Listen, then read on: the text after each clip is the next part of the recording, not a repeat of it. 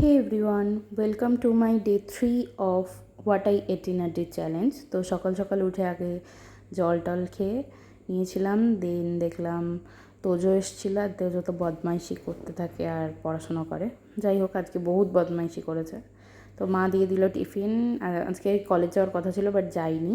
একদমই ছোটোবেলায় ডিম আলু দিয়ে ওই যে চাউমিনটা করে ওরকম দিয়েছিল, আর সাথে শসা। আর দুপুরে খেয়েছিলাম, এটা মেবি সর্ষে কাতলা বা এরকম কিছু একটা হবে। মাছটা খুব ভালো হয়েছিল, আর মাছের মাথা দিয়ে এটা কুমড়ো শাক রান্না করেছিল। তো তারপর খেলাম একটা কাঁচা মিঠে আম। আমি ভেবেছিলাম আমটা পুরোটাই পাকা, বাট না, পরে দেখলাম কাঁচা মিঠে। দেন দিদুন এসেছিলো বিকেলে, তো আমাকে দিল এই চকলেটটা। তো ওই চকলেটটা খেলাম, তারপর খেলাম একটা বাদাম চিট। আর এগুলো খেতে খেতে দিদুনের সাথেই গল্প করছিলাম। তো তারপরে মা বলল পেঁয়াজ টিয়াজ কাটতে, ডালের বড়া বানাবে।